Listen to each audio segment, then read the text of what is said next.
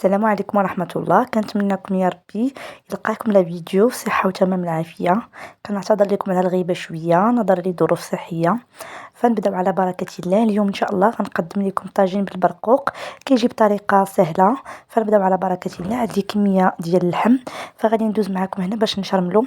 غناخذ واحد لو بول غنوضع فيه اول حاجة هو شوية ديال الملح. غادي نضيف نص معلقة ديال الابزار. غادي نضيف كذلك الكركم واحد نص معلقة. غنضيف كذلك سكنجبير واحد نص ديال تقريبا معلقة صغيرة. معلقة تكون غير صغيرة حيت اللحم ما كيبغيش بزاف ديال ديال السكنجبير.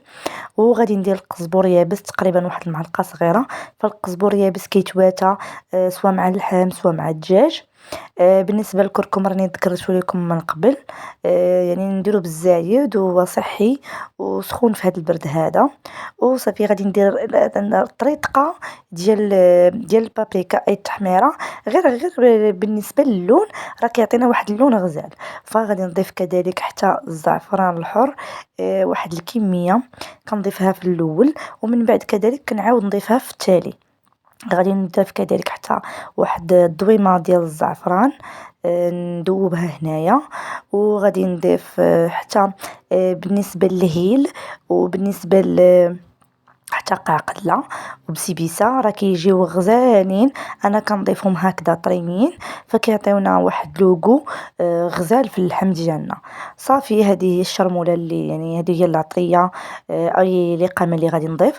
غنضيف غير واحد راس المعلقه ديال السمن.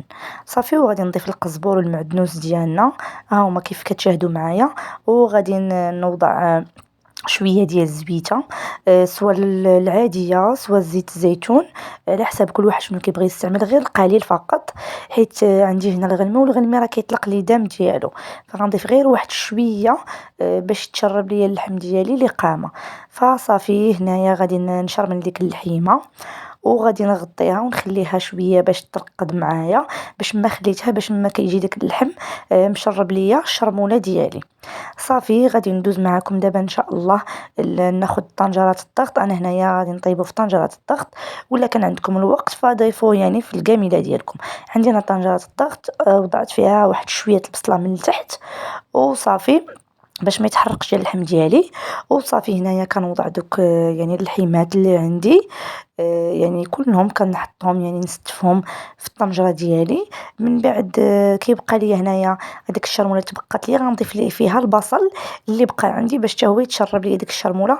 وغنضيف شويه الماء شويه الماء على داك البصل باش يعني نمسح غير لوبول ديالي ما يضيعش ليا هاد القامه اللي عندي.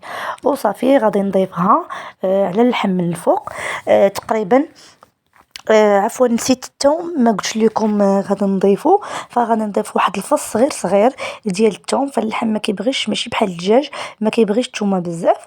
وصافي غادي نشعل النار على طنجره الضغط وغادي نقلي اللحيمه ديالي فالسر ديال اللحم باش كيجينا بنين وداخلو داك العطريه والقامه. فكيخصو ضروري يتقلى لينا. وعاد كنروي بواحد نص كاس حتى الكاس ديال الماء يكون دافي. وصافي غادي نقفل الطنجره ديالي حتى تصفر ليا. وغادي نقص عليها بالمهل ونخلي ديك اللحيمه ديالي تدغمر وطيب ليا. وغندوز يعني ندير شويه البرقوق يعني غير يتحس ليا.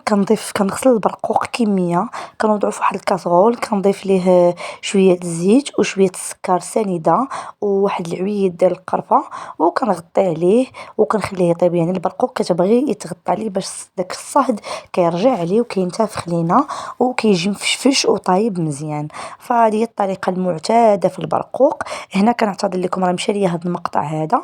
وصافي من بعد ما طفينا على اللحم ها هو جات المريقه ديالنا واقفه خاطره معلق. فوالا كناخذ اللحيمه كنستفها في الطويجين وكنزوقها بالبرقوق والصحه والراحه.